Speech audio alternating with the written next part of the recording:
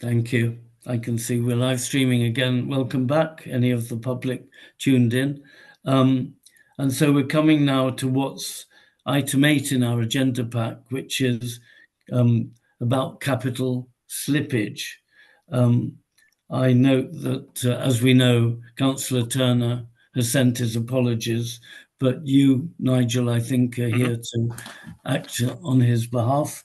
So we've got Tom Bridgman, we've got Helen Horn from OX Place, and obviously you, Nigel. So Yeah. between you, can you Yeah. introduce the report? You know well the background, I think, please. Yeah. Nigel. If I just give an overview to report, basically, then I'll bring my colleagues in basically to also comment. But so this is a report that the panel asked me to put together regarding capital slippages in the council's capital programme. Members will recall that within the budget setting process, we put something like a 40% optimism bias, basically, against our budget. What that means is that we basically say that although at the higher level, as put forward by project managers, we're going to spend at that level. We're going to say there's an optimism bias or a propensity to overestimate delivery, basically, of 40%. So in reality, we set ourselves a target of doing 60% of the original sort of project cost levels put forward by the project managers. This is a well-trodden, or it's a phrase that's used within the Capital Green Book. Basically, it's not a new phrase, basically, but it represents the over-optimism, basically, of project managers when they're putting together their figures for the capital program. The paper sort of runs through and it demonstrates or shows the sort of spend profile on the capital program of the last 4 years, including the last financial year, which is also picked up in the financial outturn report. There's also on this agenda. In terms of last year's outturn report, we had a spend of about 59 million, and that represented around 25% of the original budget. We'll come back to that in a minute, but 25% of the original budget and 45% of the latest budget. The latest budget being the budget that we came forward, members, in the third quarter, basically, of the year. There are various reasons given for slippages on the programme, and those in development basically would say they are things that could not be anticipated. And again, I quote my learned colleague Jane Winfield, sort of thing, that this is development. It's not easy stuff, basically, and invariably you're going to have slippages. Whether it's at this level, basically, I suppose, is the question. But the slippages or the whole programme is made up of various elements. Obviously, you've got the general fund element, the construction schemes, the Bullingdons, the East Oxfords, and things like that. You've got the housing revenue account, which is, again, a separate area, which is all planned maintenance and the like. But you've also got the housing company. And the two areas that the housing company impacts on the council's general fund programme is A, on the amount of borrowing that we lend to it. So clearly, if there's slippage or underspends within the housing company programme, that impacts on the amount of borrowing or lending we give to the company. And equally, there's an impact in terms of the value or the cost of social dwellings that the housing revenue account is buying back from the housing company. So again, any slippages in the programme in the housing company would impact on the housing revenue account.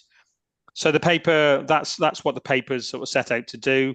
Tom or Helen, Tom, do you want to come in first, and then perhaps Helen, just to add flavour to stuff that I've said? Yes, please. Over to you, Tom. Well, I think a few observations. I mean, and some of this we might be able to change, some we can't. I mean, the first thing is, I mean, if you look at last year, the capital programme base budget was 235 million. But when I asked the question earlier of finance colleagues, 103 million of that was slipped from the previous year into that, and that's really difficult to avoid. So what we're doing is we are annually slipping money in and adding to the programme without reprofiling that in a more considered way until at least quarter two. I think we can still get better. But for instance, what you'll see in the outturn report for last financial year is a 73 million of slippage, and that's going to go straight onto the capital programme for next year. And I think, Nigel and I have talked about that. It's really difficult to get that profiled out over the years of the MTFP within that first quarter, but we need to do that within the second quarter. So the base budget, is described as a base budget, but it's always going to hurt. It's always going to be difficult to perform against because it has that slippage in inherently. And I don't know, but I mean, Nigel and I often scratch our heads on this, whether we can, what we can do to avoid that. So that's the first point. I think the second point I would make is that, a significant amount of this, and I'm unable to quantify it at the moment, but will be down to the fact that the construction market is a very turbulent market at the moment, with cost increases really significant, and that is therefore leading us to, which is, in an effective project management, which is to slow projects down or to stop projects and then to value engineer them to achieve the same outcomes. And so there are a number of projects where we've had to go slower. There are also a number of projects where we've had to reprocure because contractors have had to step away or have changed their terms, and the housing company is particularly exposed to that.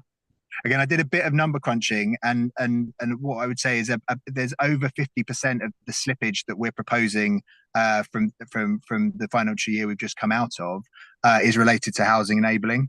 So that's over 50% of that 73 million. I think the second point I would make is around grant, or not second point, but the next point I'd make is around grant funding.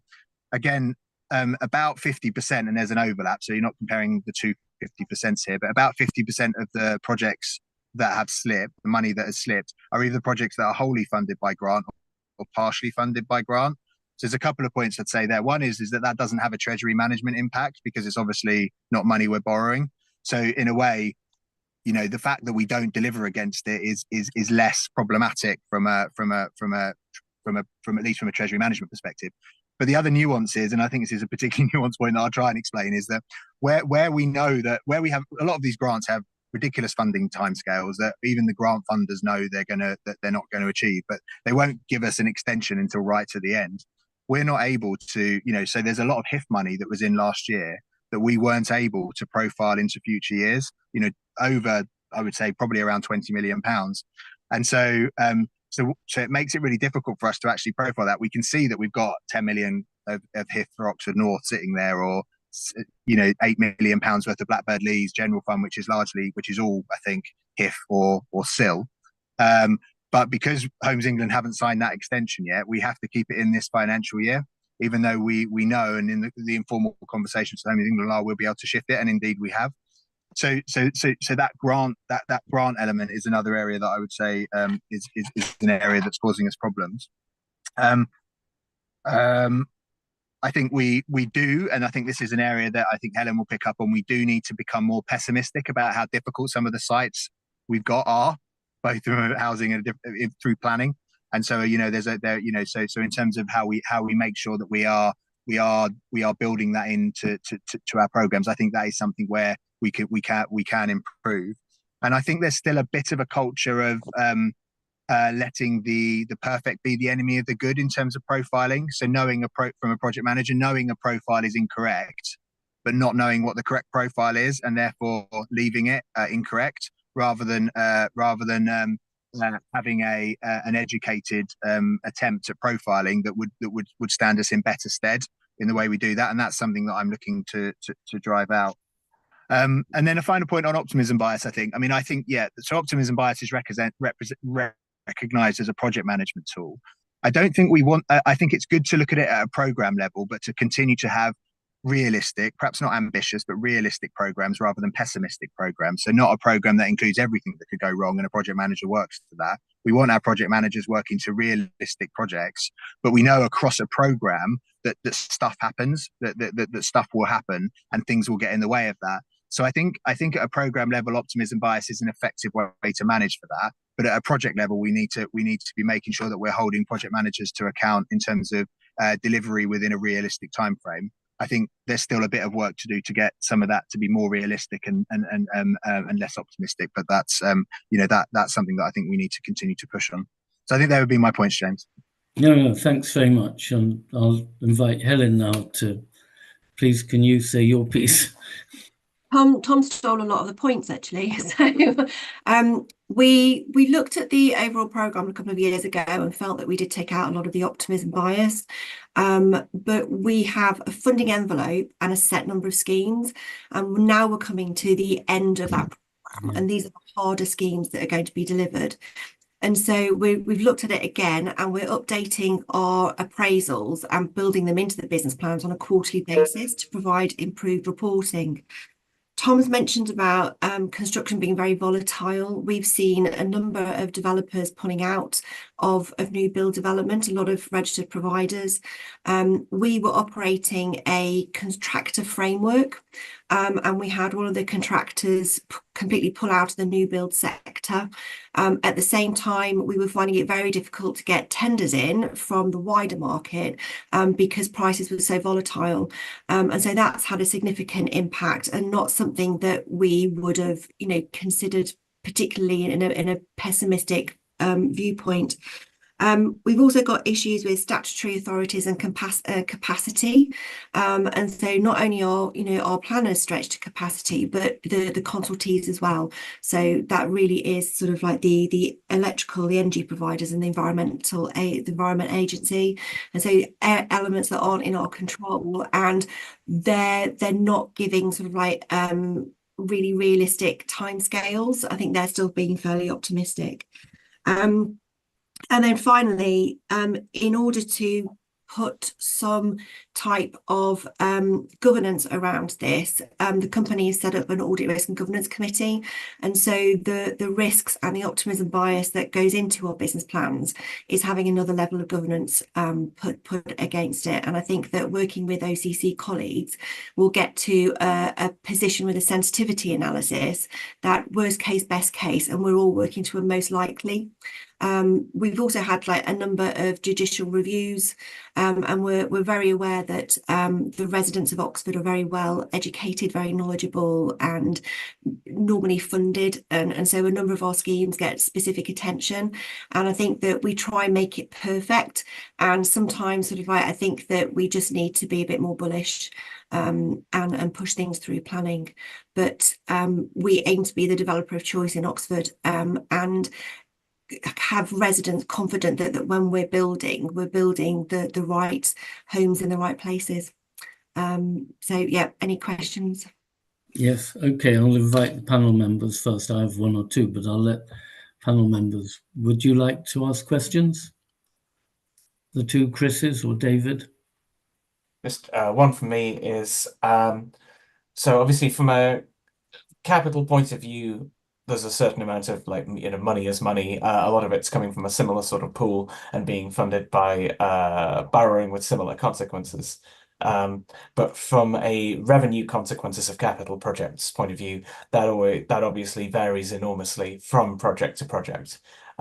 So whilst for the total number, then you can say, oh, I reckon we're going to get 60% of it done, and you'll probably end up with 60% of the money out the door. The revenue consequences could potentially be all over the place, depending on which particular things you've managed to land in the year, which you haven't.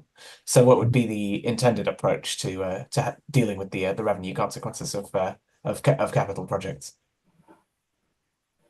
It's probably for me. I mean, it's really difficult, Chris, and everything you said is exactly what we have to try and contend with. When we set the budget, we did have a stab or have an estimate basically of not only the slippage on the capital program, which if you do it at a high level, basically, it's fairly easy. I mean, any fool can basically just run some numbers basically and say, well, take 40% off there, roll it forward, take 40% off there, and carry on and so on.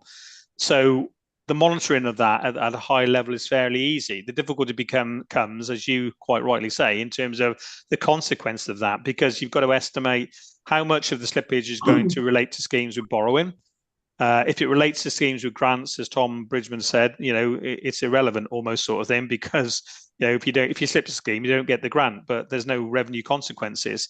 You've got to estimate whether there are any revenue implications of those schemes slipping. So for instance, you take the housing company loans, we would actually lose money because we would lose the margin basically that we put on top of those loans actually. So we did have a stab basically to reflect the revenue consequences of the optimism bias in the MTFP, but it's not scientific. And the only really real way that you can do it is to apply optimism bias to every single scheme in the program. And you go full circle to say, well, if I do that, well, why don't I just sort of bear down on project managers basically to give me a more accurate profile sort of thing. So, you know, yeah, it's difficult. So I don't know whether that's answered your question, Chris. I'm agreeing with what you're saying, basically, the level of difficulty in doing that. But we did have a stab at it, basically, in A, we applied a 40% optimism bias in the budget to the capital program, and B, we did try and put the revenue implications, basically, but, you know, hand on heart, that's only going to be a very high level estimate of the impact. If I may, James. Yes. I mean, I think if I understood Chris's point, there were two bits to that. There's obviously the revenue cost, which is the cost of borrowing, which is what Nigel's talking about, which is, but there's also the disproportionate revenue impact on some of these capital projects where we're getting income in as well. So if they're delayed as well, and I think, you know, that remains a risk. It's not one that we can project in terms of how this will happen. But, you know, we clearly where there is a priority, where income is being generated, you know, that is something that we keeps us very focused in terms of getting those projects delivered quickly. But I didn't know if that was part of your question as well, Chris. Yeah. No, that's. I can see Helen has her hand up, and just if I can factor in here, I mean, the other thing which does affect our OCC budget is, of course, dividends that we get from the companies, and you're a very important one, Helen. I don't know if you're going to mention that, but please, what did you want to say? Yeah, so taking a percentage is one way of doing it, but the project managers, we've added in this extra layer of governance and having more challenge based on the experiences that we've had on the easier schemes. Now we've got the really hard schemes that are difficult to deliver. We probably are being a little bit more cautious, but we will get to the most likely route through that and have a very clear understanding of where that decision was made. Regarding the dividend, these are slippages. It's not that we're not doing any schemes. Our margins have been significantly squeezed with interest rates going up and costs of materials increasing as well. But we have reprofiled, and I think it's at the next scrutiny we'll have a development update and the reprofiling of the dividends. So it's slippage, it's not cancellation of income, but I know that doesn't help that much. Thanks very much. May I make a request? I mean, one of the things, I know we are aggregating loads of different schemes, some of which have grant funding, some of which do not. And we have all kinds of reasons for slippage. And I take your point, Tom, that, you know, slippage gets carried over into the next budget year. And so you start off already with, if you like, a hard hill to climb. But when we looked, and I'm grateful for giving us the figures going back a few years, we did request that. But if you just judge from those, the optimism bias taking a year at a time is much more than 40%. You know, for the general, I think I've got it the right way around, the general fund, nothing was as good as 40% slippage. It was worse. I think on HRA, I think there were one or two which were better, but it could be the other way around. But all I'm wondering is, you do know that slippage tends to be carried into the next year. You can make a stab, I know it's only a stab, make an assumption about the proportion that is grant funded. And you can maybe try in a realistic way to simulate what would have been done if we'd assumed across the board 50% slippage as opposed to 40. Historically, I mean, in the future, we don't yet know what will transpire, but I just wonder whether we can get a better fix. And I'm aware, of course, it does mean less borrowing. So to some extent, there are gains. It swings and roundabouts, but I would hope that where the assumptions are clear, we can simulate things. I know it'll be hard. I'm not suggesting project by project, but making an assumption about the proportion of grant funding, you could tweak that a bit. the assumption about what you do with carryover slippage, just in order to come up with a better figure. And whilst it may all come good in the end, come out in the wash, because you pick up in later years, I think it looks dreadful when we present our figures with all this slippage year after year, and you show how your initial budgets are just way too large, capital budgets for that year, and you end up with 25-30% achievement. I just think the appearance is bad, and it'd be interesting to know, partly with hindsight, but maybe then to simulate how it might be in future, how you might be able better to estimate the implications. And if it has minimal net revenue implications, that's good to know as well.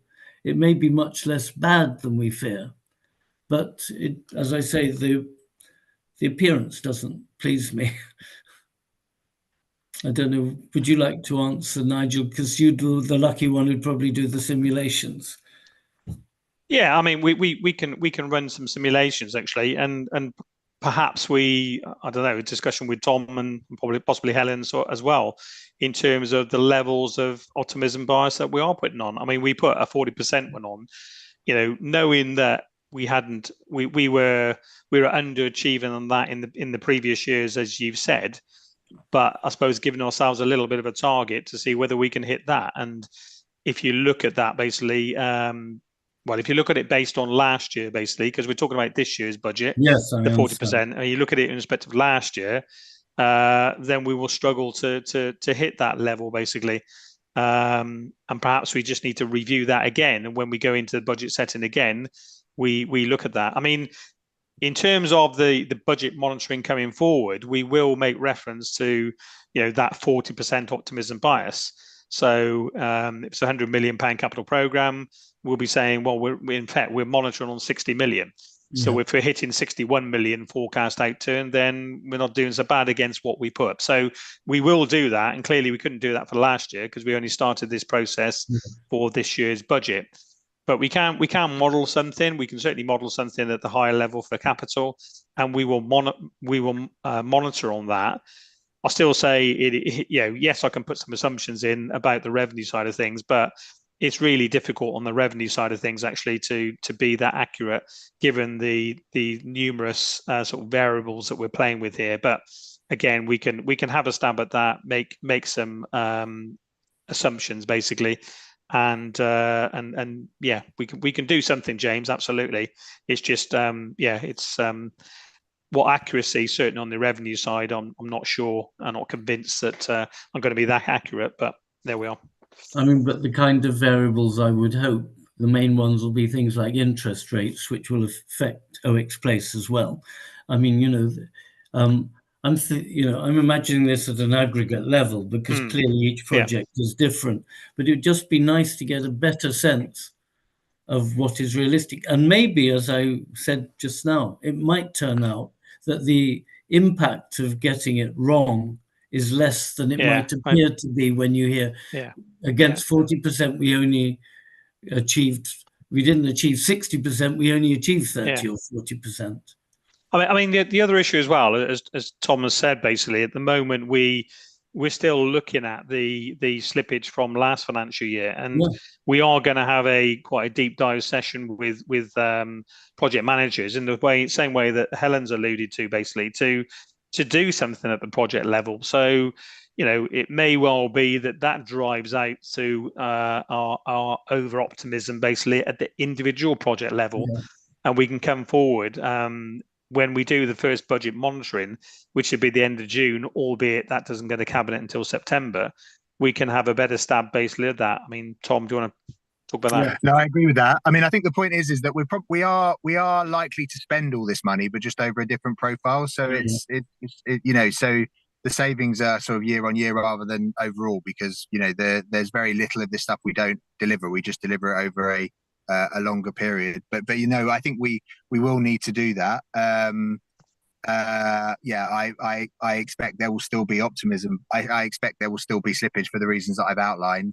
But there are, you know, the reasons I've outlined, I think are real, but I do think we can still improve in terms of the way the project managers profile. I don't think there's they're not either or, but there's work to be done on that.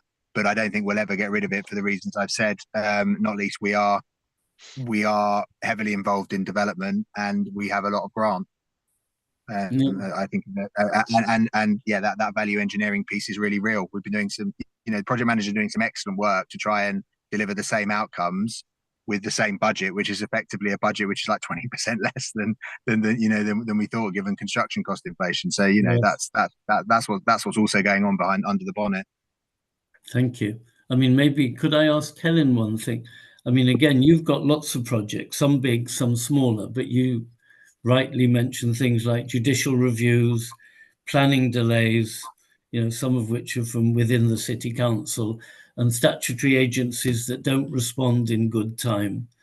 I mean, would you be able, at an aggregate level, I mean, a bit like slippage, it'd be interesting just to get an impression from you, who will know all these projects intimately, what overall these issues, and those are the two most obvious ones, you know, sort of people objecting very legally to what's proposed, quite separately from statutory agencies and everything not doing their stuff in time, how much that has hit your ability to achieve your program, just to know what slippage is imposed on you on average Yeah, by I the suppose process.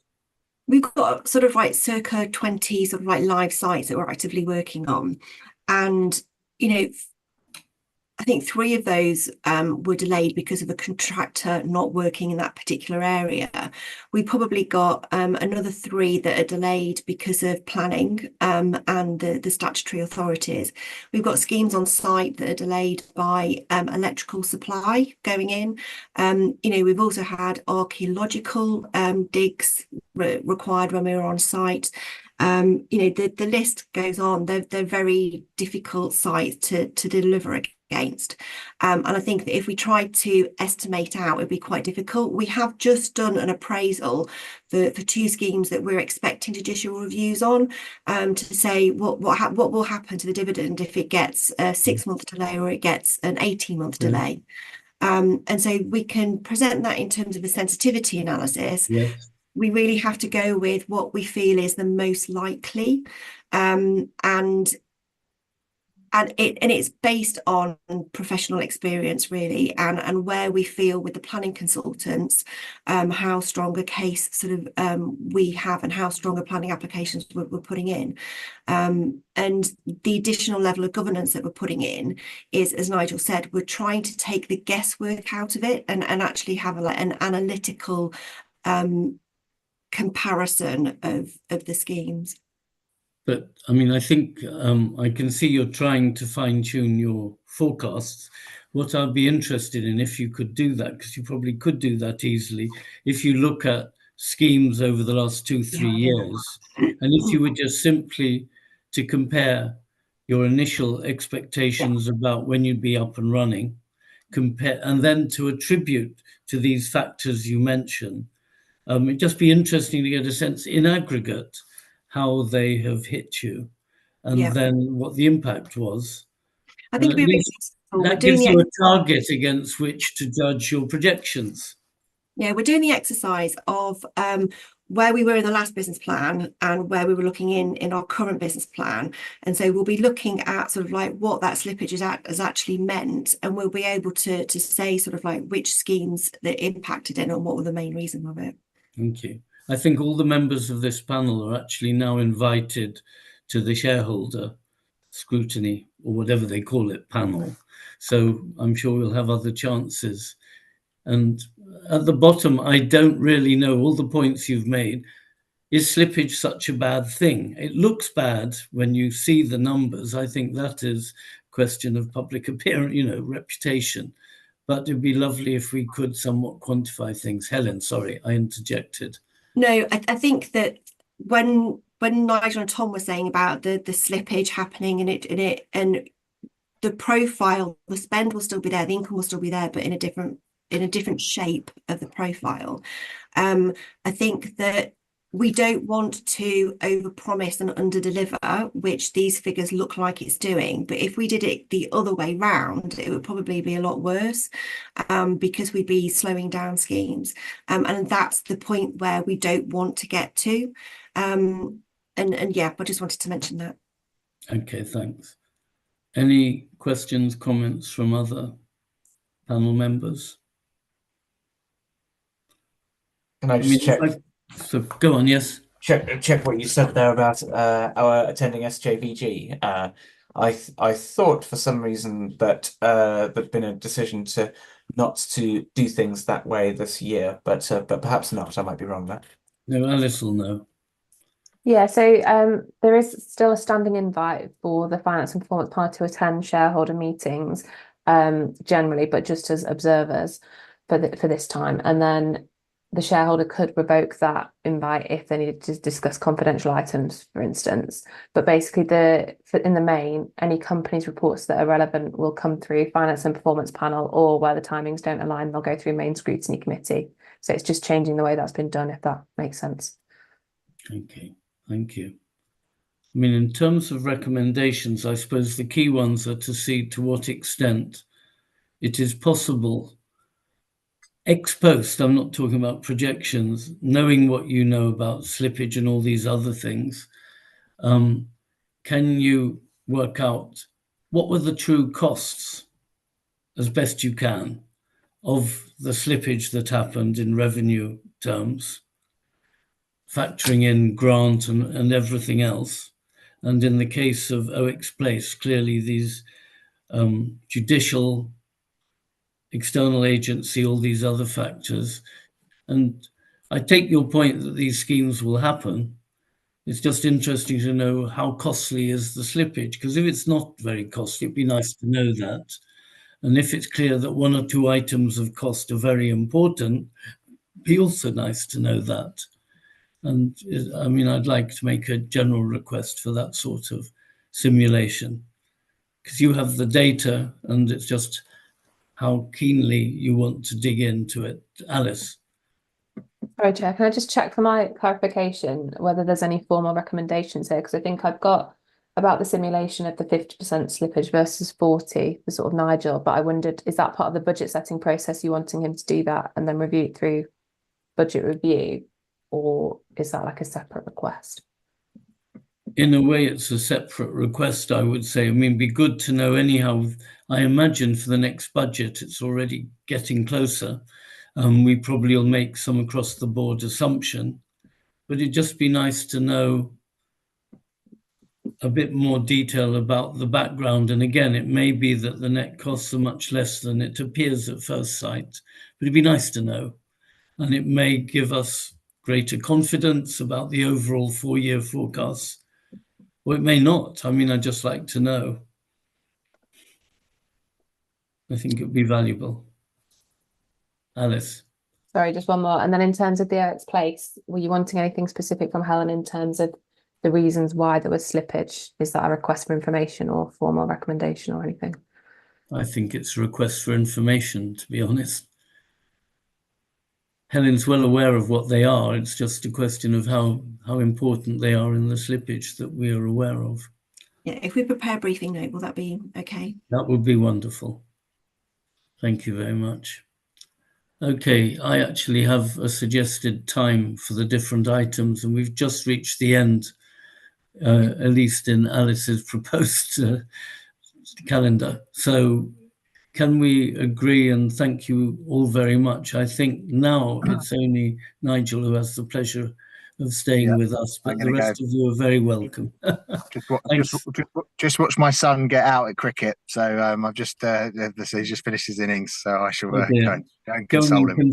Console him, yes, please do. Exactly. Right. Okay, see you later. Thanks, Helen. Thanks, Tom.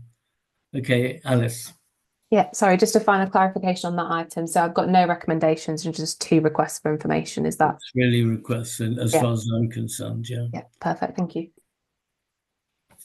Thank you. Okay, we now come to the financial outturn report that has already actually been considered by Cabinet.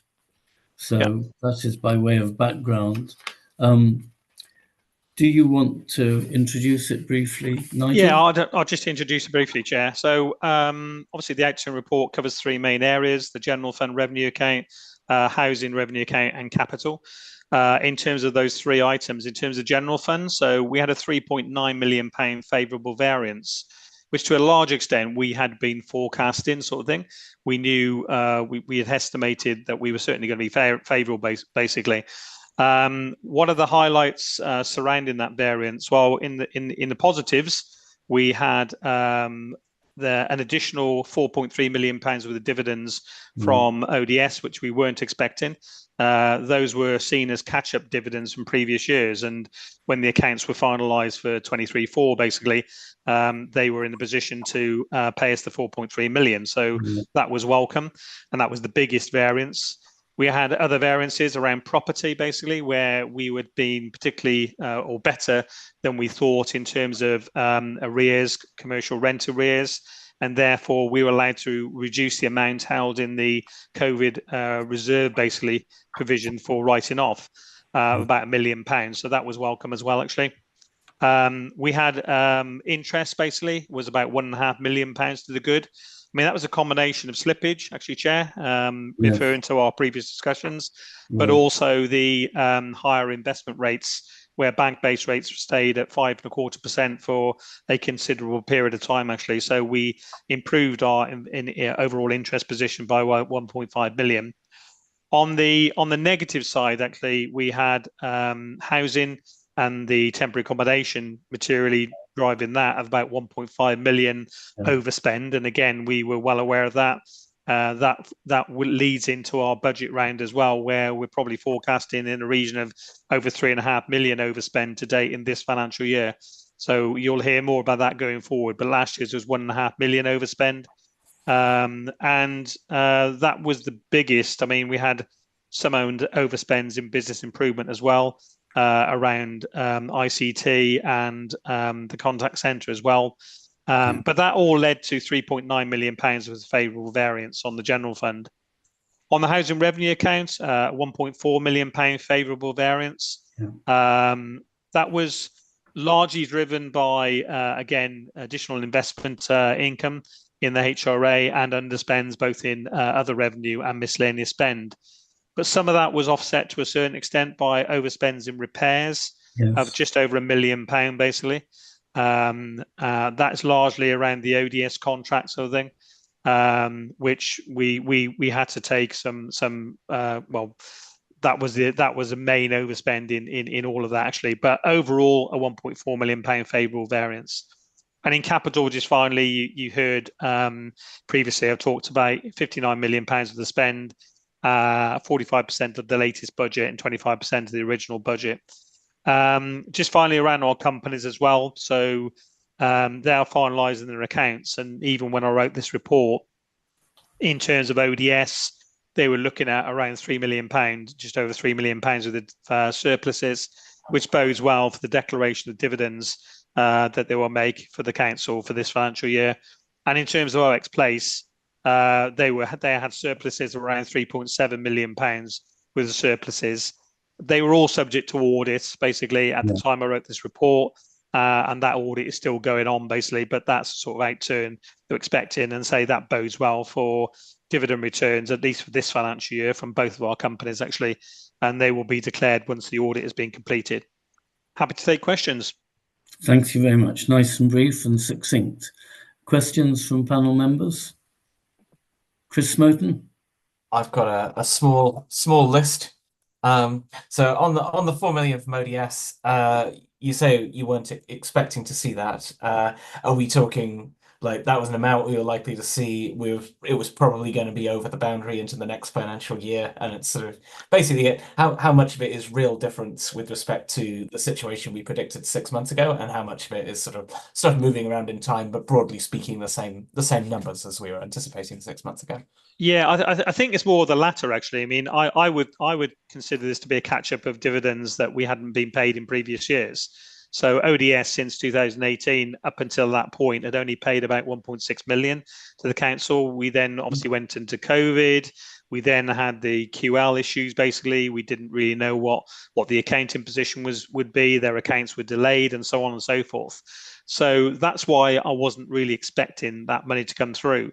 But when the accounts were finalised, both for 22-3 and 23-4, sorry, 21-2 and 22-3, then that £4 million was paid. But I wasn't budgeting for that amount at all. I'm budgeting for an amount in the year, but I wasn't budgeting for £4 million of back dividends, which you hadn't been paid previously.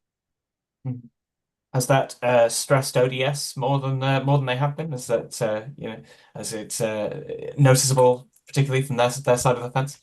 Not particularly. I mean, I think their outturn for 21-2 and 22-3 was more positive than they thought it was going to be, and so they were able to pay those dividends. I think if that wasn't the case, then we wouldn't have got that, basically. But no, I don't think so. I think their reserves are still at an adequate level.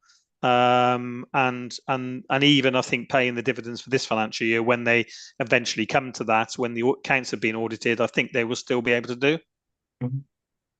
The 500,000 that we've expected from Fusion, how much are we still owed by them? And do we have a prediction at the moment as to how much of it we think we're likely to see, how much we think we're likely to write off? Are we in confidential session? No. I'd rather not go into the detail, basically, of that. All I can say is the conversations are still going on with Fusion in terms of how much we return. That there are two tranches of debt which I'm currently chasing. One is in respect of dilapidations, and one is in respect of what I would call operational debts and management fee. And I'm currently in discussions with Fusion for the repayments of both of those debts, actually. I think I can send you details if you wish, Councillor Smoten, basically outside this meeting. Yeah. An email answer would be ideal. Yeah, that's fine. I'll circulate that to the group. Yep. Have you seen, by the way, Yes, Alex is saying scrutiny, the main scrutiny committee asked for information. I mean, if we want to discuss this, we could have it as an item in early September at our next panel meeting, but in the confidential session chunk. Yeah. Okay, thanks. Any other questions, Chris? Yeah, I'll rattle through them. He said 310k from the previous financial year. What were done there? Well, two things. Number one, we weren't expecting to get any more monies from the county council. They'd increased the amount that they paid us as our share of the ZEZ income. Additionally, basically, they reimbursed us for some funds, basically, which we had set aside for bringing the ZEZ in, because apparently, I seem to recall that I think it was DFT actually paid them that amount, basically. So two tranches of money that we weren't expecting, basically.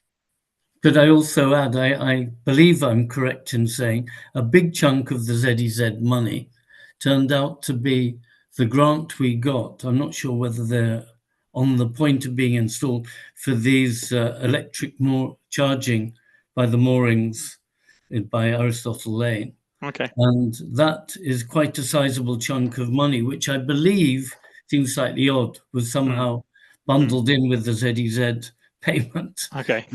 I mean, it's not really ZEZ in my opinion, but so it was a one-off grant that we got for that. I think that's right. I think it was as much as 160,000, but it was a lot anyhow. Yes, sorry. Next I had on my list was we've got down there staffing pressures in the customer contact centre of £113 million. Presumably not £113 million. I guess that's probably 113k. Yes, it is. Have we hit the wall there? Really just checking that's a thousandfold and not 100-fold. It's 113,000 basically. Yeah. Do we feel at this point we've hit the wall somewhat with regards to ability to contract the customer contact center? Obviously, the sort of the fruit get higher and higher on the tree, don't they? In terms of people you're trying to persuade to use a mechanism other than a telephone. I think we still got a long way to go, if I'm being honest. I think this was a perfect storm in terms of there were an awful lot of absences due to maternity, which we clearly, if we back bill, we need to pay. There was an awful lot of other sickness, basically, and that really caused the pressures, basically. I don't think we've hit the wall in terms of transitioning to channel shifting customers to more electronic and online means. We've just recently rolled out a number of forms, basically, certainly in revs and benefits and other areas where customers come online, fill things in automatically, and then the information is either sucked in automatically into the system, updated, or there is some staff intervention. But nevertheless, customers are just going online and doing the work for themselves, actually. I think there's still more we can do in robotic process automation and possibly even AI as well, basically. So have we hit the wall? No. I think in terms of the contact center, it was just a perfect storm in terms of things that came together all at once. And we had to employ some staff, otherwise we wouldn't be able to cope with all the demand. I mean, could I ask in that context, because I'm not quite sure how that's classified, but you remember there was the cock-up about sending all these letters to people questioning their single person's discount, or they said it was the second house. I can't quite remember what it was, but it was a large number. Is that the particular? This comes actually more under the KPIs and so on, and performance, but is that part of it? I think it's fair to say there was some. I'm not sure that was the bulk of the issues that caused the increases in demand, sort of thing. I think it's fair to say some, but we were onto that quite quickly, basically, to issue a sort of a change and an adjustment quite quickly online to everybody. So again, as I say, it's more the demand. We haven't conquered all that we want to do in terms of channel shifting. The demand level was still at high peaks, and yet we had quite a number of absences due to other issues, and we needed to get staff in basically to deal with that. So hence why that's overspent. Just a few items left on my list of bullets here. Sorry, there's a few of them. On the other side of the staffing equation, savings around 370k relating to communities. That's about 10 person years worth of role that was budgeted for but not occupied, which seems quite surprisingly high. Do we know what's going on there? Well, I think it's a mixture of savings, salaries, basically, some of which are salaries, but equally it was around the Fusion contract as well, basically. So when Fusion ended the contract, basically we put an amount in for fees that they hadn't been billed for, basically, and that was the increased income we put for. That is net of what I expect, and say that's what I'm prepared to say on that point at the moment, actually. So it's a mixture of income, basically, and savings. It wasn't all salaries. Cool. And second to last one is elections. 350k underspend, which is quite surprising for a year with a financial year with the expected number of elections in it. What would the 350k have been spent on had we spent it according to budget? Yeah, in terms of the grant, I probably need to speak to Martin John about what the grant is spent on. I mean, again, I think there's I'm not going to. I don't know the detail on that one. I'll probably have to come back to you on that one as to what he would have spent the grant on. But we get a grant for elections, basically, and clearly there was an underspend on there, basically. Let me find that out and come back to you if I may. Yeah. And then the last one for me is about local cost of benefits. So there's obviously two aspects to that. One of which is plain old. Sometimes there are admin mistakes. When you make an admin mistake, the department makes you pay. Fair enough. But then there's the slightly weirder technical aspect, which seems to be the bulk of it. And the budget for that was essentially zero, right? So what's the story that's gone on there? Could I just interject? I think we will be getting Laura Bessel to come and talk about this. Are you on audit, Chris? No, Roz is from our group. Roz is. I mean, this is something that comes up regularly with the external audit. But I assume we're going to hear the full story about these errors and so on. Is that fair, Nigel? Yeah, you will do in terms of the subsidy claim. I mean, some of it is errors, as Chris has alluded to. So around 336,000 is errors, basically, and that's less than 0.2% of our total expenditure, which for me is acceptable. It's when you hit above the threshold, basically, and the threshold is some ridiculous figure of about 0.01%, basically. But nevertheless, that was some of the loss. Clearly, if we recover that error, which is effectively an overpayment housing benefit, if we recover it, then we get the money back, basically. But equally, you've got to recover it from people that perhaps haven't got it in the first place, actually. The second part of it, and the bulk of it, as you allude to, Chris, is represented by a quirk, if you like, of the housing benefit system that is in respect of clients that are classed as vulnerable, supported tenants. We employ an organisation who is not a registered provider. They're not going to be a registered provider. They're one of the biggest providers of supported accommodation in Oxford. We don't actually commission them as it happens. They're commissioned by the county council. But what we suffer basically is a loss of benefit. So any benefit that is paid to that supported that provider in terms of supported accommodation, we do not get any subsidy on, and that's the biggest part. It's a tricky one, basically, because there aren't that many registered providers in this space, it's one which I'm sure we'll have further discussions on with housing, basically, but I don't think it's easily solvable.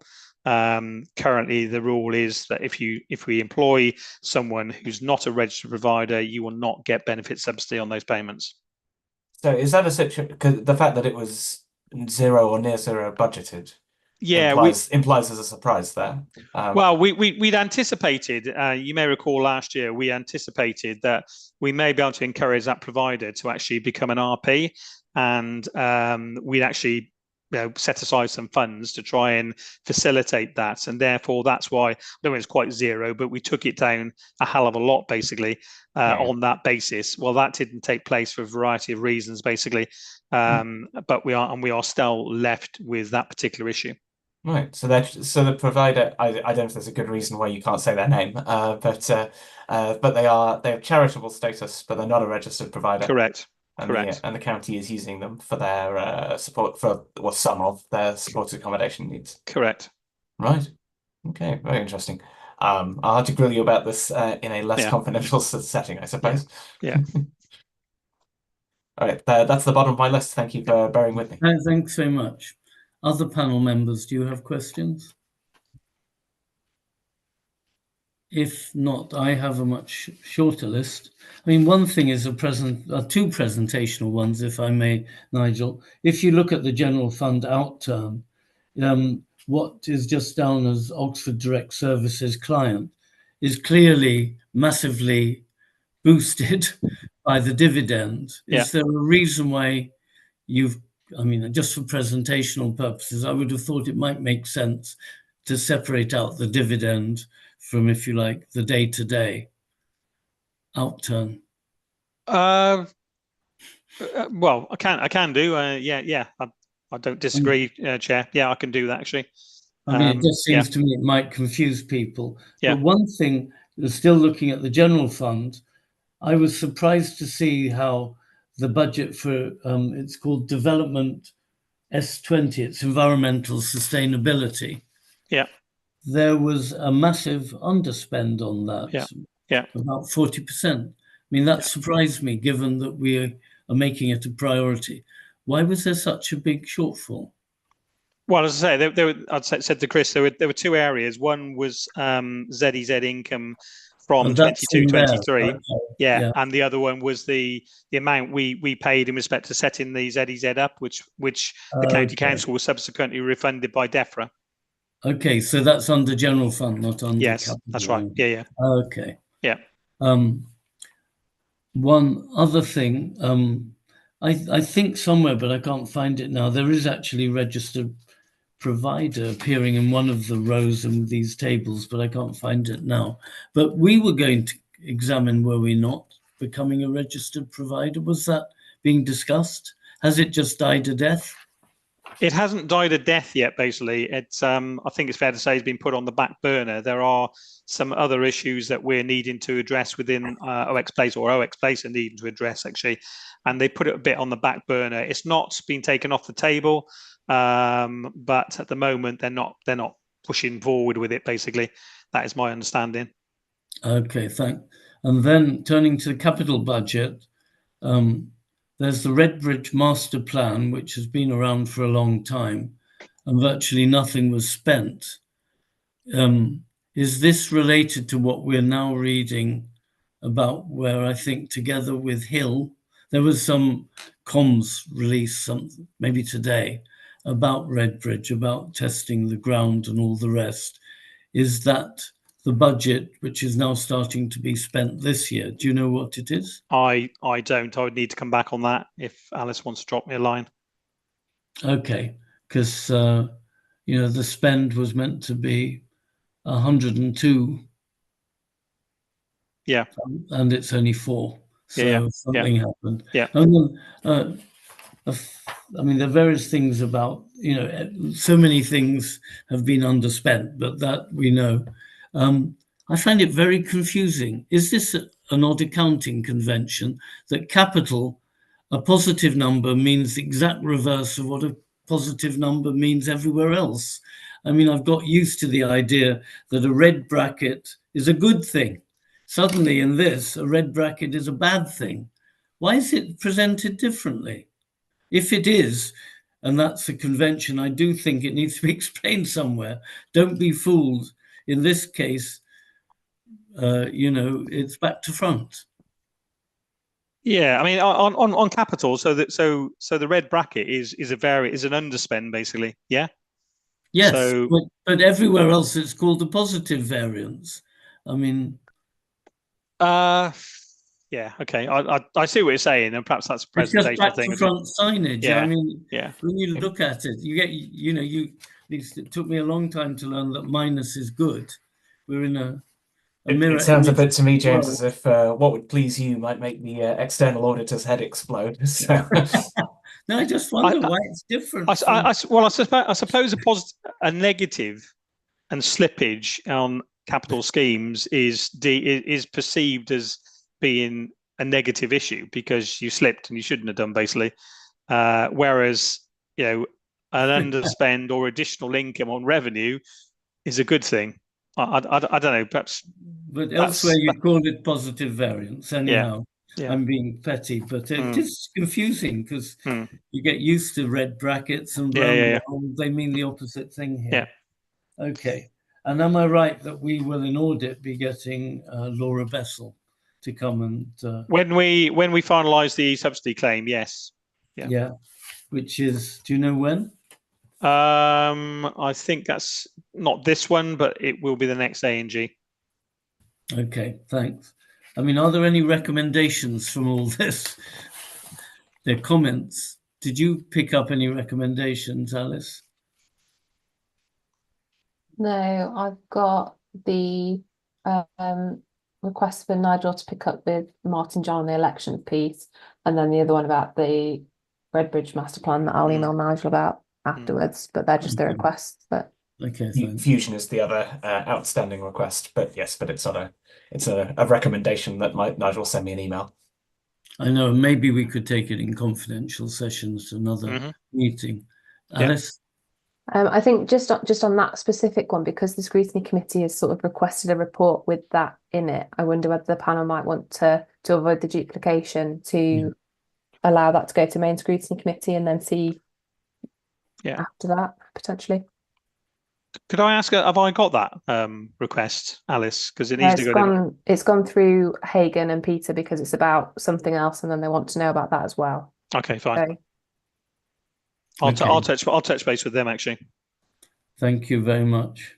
And then if that's okay, we now, you don't need to stay for this, but we're very near the end, Nigel. I'll move on and thank you, Chair. I think you've got other things to do. Okay, thanks a lot. We'll see you again very soon, I know. Bye-bye. We now come on to what is actually item 9 in the agenda pack and the de facto item 9, which is about scrutiny performance monitoring. I was going to ask Alice actually to explain the situation, because the procedure for this is, I think, about to be changed. You know, we're going to get a suggested list of new KPIs, but would you like to say your piece, please, Yeah, of Alice? course. Yeah, so the KPI information up to March 2024 is included in the agenda pack. The revised corporate KPIs are due to be considered by Cabinet in September, so they will come to this panel in September for consideration before they go to Cabinet. So some of the KPIs that are in that document might drop off. I've not seen the revised proposed ones, so I don't know, but some may drop off. The panel's asked to note and comment on the report and agree any written questions for submission for response after the meeting, and/or agree to invite relevant officers to a future meeting. In addition, the panel is recommended to agree whether or not to continue to have scrutiny performance monitoring as a standing item on its agendas. And if it does, it's recommended that the agreement of those KPIs is deferred to a future meeting. The panel, given its title as Finance and Performance Panel, should continue to monitor performance in some way, but there probably needs to be some consideration as to how that happens, because if members recall, the Q3 integrated performance report last year included an appendix on the KPIs which duplicated the performance monitoring item. So it may be that the corporate KPIs come through the integrated performance reports on a quarterly basis, and then the panel might wish to select some service level KPIs to look at biannually or something like that. But that's just a suggestion. The panel can deliberate, and that's all from me. The issue is we don't want to, two things. One is they're going to change what they propose for monitoring. I would love to see some leisure ones in there. The other thing is that there's duplication at the moment, and we did at one meeting last year, we had it twice pretty much, and so that seems unnecessary. I mean, that's just practical. So I don't know if people feel strongly about it. I think anything for making it simpler, and if we see it anyhow, why do we need to have it separately? I think that's the key point, and maybe we don't need it every quarter. I mean, some of these figures I don't think are really that immediate, some more longer periods. Does anyone feel strongly about it? Not me.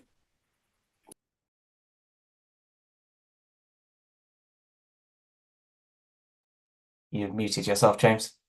Oh, sorry. Do we have any specific questions about what is down in what we were sent? I have just, maybe I can say one or two. These are very simple. I mean, one is silly and one is simple. In terms of days lost to sickness, green was actually exceeding the target. That shouldn't be right. It should be red, because you don't want to lose days to sickness. So that was just misinterpretation. Must have had a simple if statement, which was back to front for that. So that's a trivial point in a way.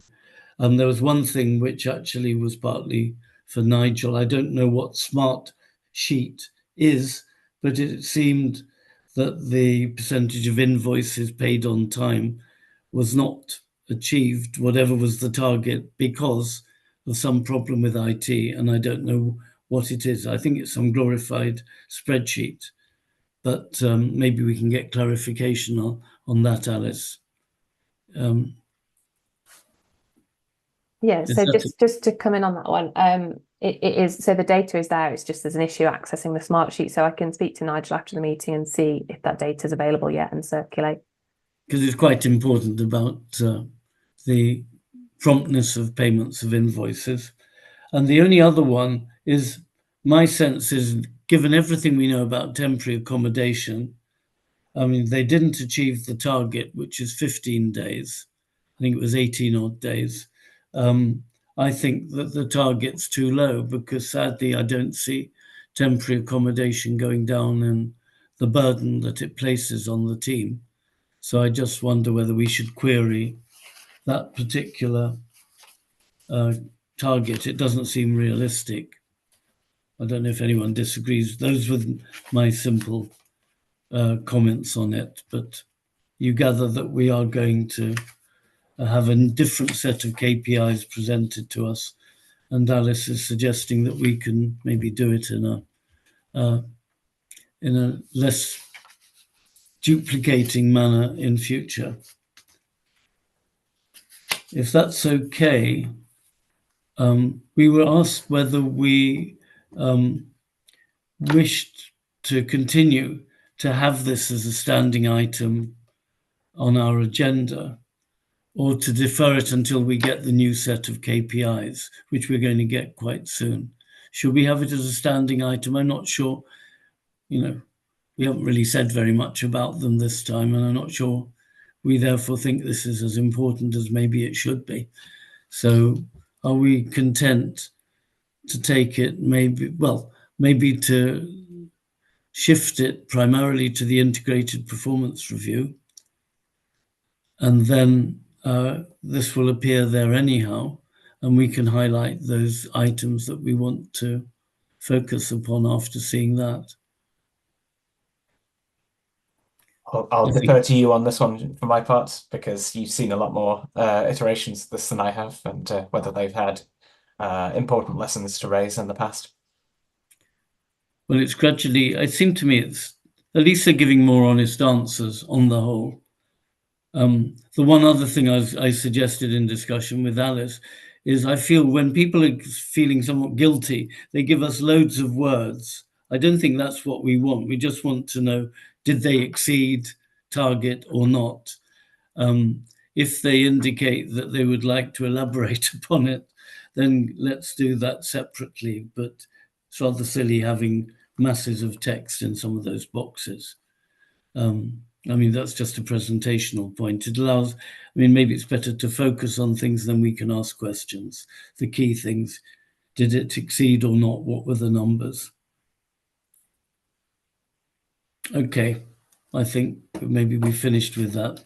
Then finally, if you look at the panel, the forecast panel plan, one thing that we did raise, and it was scheduled, but it was talked of being scheduled, but it's not there now, is this thing about issues faced by the local government sector and how the City Council compares with other second-tier councils. We were interested also in, the county unitary authorities, whatever, but we've now got a new government, so that's another interesting point. I feel it would be good to have a paper to compare our performance with others, but also maybe to have a chance to discuss implications of the speech yesterday. Is that acceptable? It's now currently not programmed into our work plan. It was mentioned, but it doesn't appear anywhere in terms of our timetable. Is that acceptable? Chris Jarvis? Yep, sounds good. Shall we do that? I know we can't burden officers and Alice in particular with too many of these things, but I think that one we did ask for before and we haven't got it anywhere. Anything else that comes to mind? Not for me. Alice? Yeah, just be useful to give a bit of extra information on this item because there's been a couple of changes since it was published. So the scrutiny committee requested an item on business rates, non-payment and systems management, which has been sort of forwarded to this panel as it falls within its remit. So I've spoken to officers at the request of the scrutiny committee, and that's been penciled in for December. So there'll be an item around that in December. And also the corporate KPIs cabinet report will be coming on to the September panel agenda as well. So with those two items, the panel's asked to agree the work plan as set out in the agenda, and noting Councillor Fry's suggestion about the issues in local government paper. Yes, which we did raise earlier. Okay, thank you very much. So the next time, before we have the very heavy budget meetings, the next meeting is, am I right, is it the 4th of September? That's what I vaguely remember. It's early September. Is that the right date, Alice? It's yeah, it's the 4th, yeah. It's around St. Giles Fair anyhow, which you will all be back for, I am certain. So, well, with that, thank you all very much. we finished. Alice, you got something else to say? So we've just we've skipped over the report back on recommendations item. Oh yes. Yeah. Do we note it, or do we do more than that? It is noting, but do you want me to just do a quick intro because there was a follow-up on one of the recommendations? Yes, there was. Yeah. Okay, please do Yeah. that. So as set out in the agenda on the 12th of June, Cabinet considered recommendations related to the integrated performance report for Q3 23-24, and the responses are set out in the agenda pack. In discussions with Councillor Fry, he's requested that the further update report was mentioned in response to recommendation 2 around property letting has been requested, and basically that's going to be joined up with the commercial income report as part of the budget review group process. So just to update on that one, and the panel's just asked to note their responses. Yes, rather than do a separate report just for us probably in September, it's going to be, I mean, it's relevant to budget, so I was perfectly happy it should be combined with the papers we get for budget scrutiny. Thank you. Thanks, Alice. Okay, with that, well, I hope you all have a fun summer holiday. Thank you all very much.